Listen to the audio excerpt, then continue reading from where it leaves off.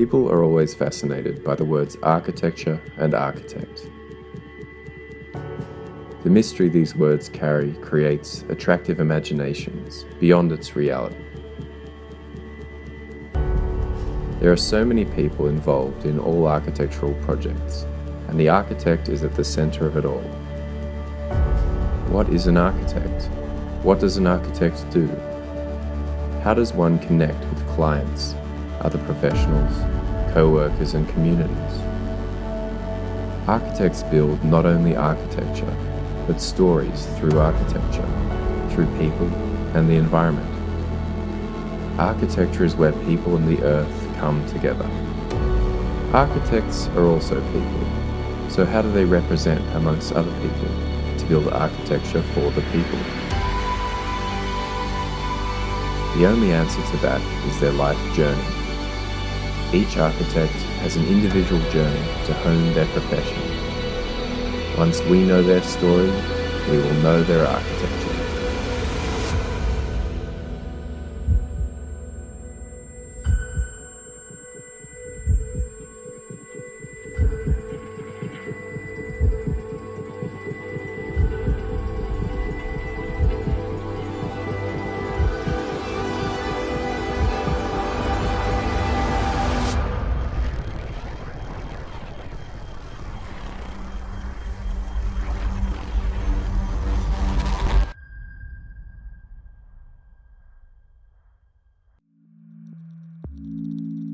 My name's William Smart. I'm an architect and I started Smart Design Studio in 1997. So we've been running for 18 years now. We are 40 people and we specialise in architecture and interiors as one, and very highly detailed architecture. I grew up in the country in Western Australia, and from a very young age I was making things and drawing. I was always building models and always drawing. And at a very young age, and I'm talking 6 or 7 years old, someone said you should be an architect, and that stuck in the back of my mind. And I had that ambition all the way through primary school and high school. And there was probably a moment when I was interested in car design as well. And so when I went to university, I toyed with one direction or the other, but why architecture won out for me was the freedom that it offered. I saw it as an incredibly creative industry, and one where I could work on large buildings or small buildings in the country or in the city and move around the world with that. I wasn't necessarily tied to one of the manufacturing centres of the world. So that's kind of what made me appeal, why it appealed so much to me. I had, at university in first year, I had a lecturer by the name of Bill Busfield, who was a member of Archigram, the famous British collective, and he pulled me aside and said, and really took me under his wing, and I was lucky enough to have him for one semester every year, all the way through my course, and we're still friends now. But he was the greatest influence of me and helped me to grow and to develop interests. And since that time, I went and worked for Norman Foster in London, and he was a great influence when the practice was a lot smaller. And then after that, when I started my own practice, I felt like I had to uncover my own voice.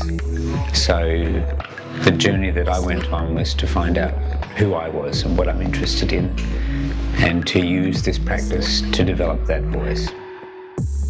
When I was a student, I was very focused and very dedicated, and I did very well at university. But I wasn't sort of the architect who could come up with an idea very quickly, and I'm still aren't now. So the process that I have is to think of an idea and develop the concept in my head and through the sketchbooks and so forth. And then once I get it out there, it's always week, I think, and then I work over it again and again and again until I feel like I get it right. So that meant as a student I just put a lot of hours into studying, and same now, the same applies with today. I kind of love to labour over things until I feel like they're just right. The greatest experiences are when you have creative freedom and you feel like that freedom along with the opportunity delivers a great result. So that's exciting, and to watch it unfold. And I'm working on a house at the moment called Indigo Slam, and I feel like that's probably the greatest freedom I've ever had.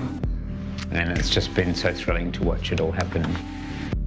The thing that I've always done is I've always approached my career quite seriously, and I've decided I wanted to work for the best people in the world before starting my own practice, and then pursued that 100%. I also work on the things that I feel like I need. So if I wanted, I'm not trained as an interior designer, but I do a lot of it.